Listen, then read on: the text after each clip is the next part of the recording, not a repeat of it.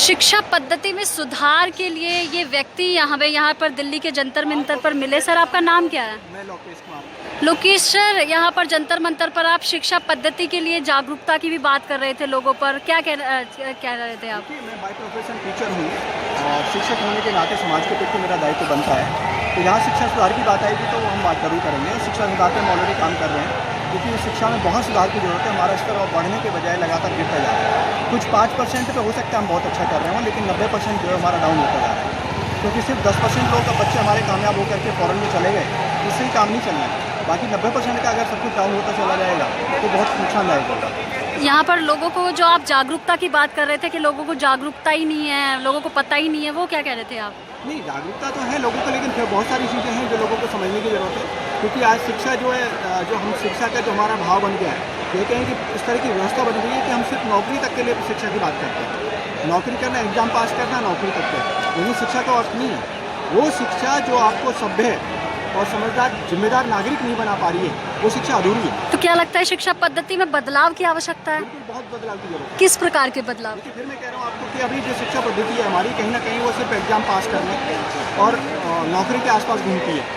वो एक सभ्य इंसान बनाने की दिशा में कम जाती है। लोकेश सर, जैसा कि आपने बताया कि आप पेशे से शिक्षक हैं, आपने भी वही शिक्षा ग्रहण की है जो हम लोग कर रहे हैं, और फिर आप उस शिक्षा को बदलाव की आवश्यकता कह रहे हैं? जरूर है। देखिए, जहाँ से हम जिस रास्ते से हम निकल के आते हैं तो तभी तो हमें पता चलता है कि इस रास्ते में कितने गड्ढे हैं।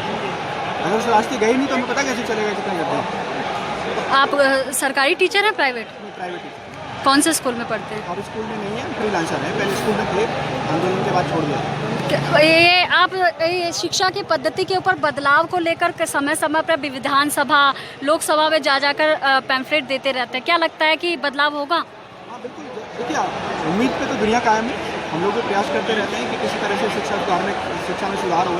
बहुत सारी चीज़ें धीरे धीरे कुछ चीज़ें हो भी रही हैं, और लेकिन अब क्या हो रहा है कि शिक्षा को जिस तरह से व्यापार में कन्वर्ट हो गया है, और कोरोना काल में तो हमने शिक्षा देने वालों का जो हाल देखा है, सरकार वो एक तरह से खून चूसती हुई संस्थाएँ नजर आई हैं। बहुत सारे शिक्षण संस्थान इस कोरोना के दौरान खून चूसते हुए शिक्षण संस्थान नजर आए हैं, संस्थाएँ नजर आई हैं। तो वो शिक्षा जो कि शिक्षा भाव होना चाहिए, देश के सुधार के लिए शिक्षा का भाव होना चाहिए, सेवा भाव से शिक्षा के मंदिर खुले हुए थे, और देखा कि वो लूट की दुकानें बनी हुई हैं। हमने उसके शिक्षा आंदोलन भी किया। गुरुकुल पद्धति के लिए क्या कहेंगे आप? गुरुकुल पद्धति लागू कर देनी चाहिए? देखिए, नहीं, ऐसा देखिए, टोटली गुरुकुल पद्धति को लागू करने में कुछ चीज़ें हैं, लेकिन हमें बहुत सारी चीज़ें बैलेंस करके उस तरह का कुछ माहौल एक बनाने की जरूरत है जहाँ एक सभ्य और जिम्मेदार नागरिक बने।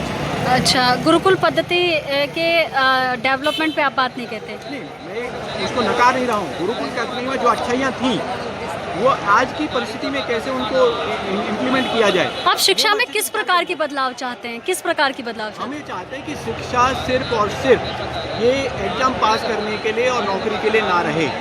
शिक्षा का मतलब है एक सभ्य और शिक्षित और एक जिम्मेदार नागरिक बनना।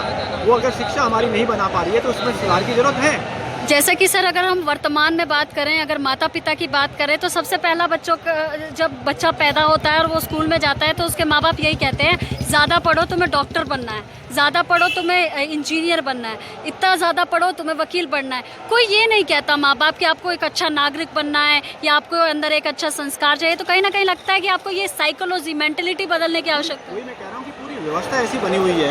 मैं पूरी व्यवस्था की बात कर रहा हूँ, तो उसमें सिर्फ टीचर की जिम्मेदारी नहीं है।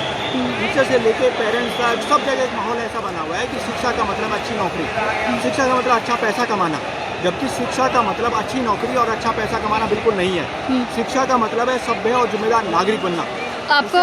आपको जो है देश की जनता देख रही है, सुन रही है हमारे चैनल के माध्यम से, क्या संदेश और क्या अपील करना चाहिए? यही कहता हूँ कि आप शिक्षा बताइए बच्चे को। अगर आपने बच्चे को पैसा कमाने की मशीन बना दिया, बहुत अच्छी नौकरी बना दिया, लेकिन अगर वो बच्चा आपका सभ्य नहीं बन पाया, जिम्मेदार नागरिक नहीं बन पाया, तो वो आपको भी नहीं पूछने वाला है। इसलिए बहुत सारे माँ बाप अब घर से बाहर निकाल दिए जाते हैं क्योंकि उन्होंने उस बच्चे को जिम्मेदार नागरिक नहीं बनाया, सभ्य नागरिक नहीं बनाया। उन्होंने सिर्फ पैसे कमाने की मशीन बनाना चाहा।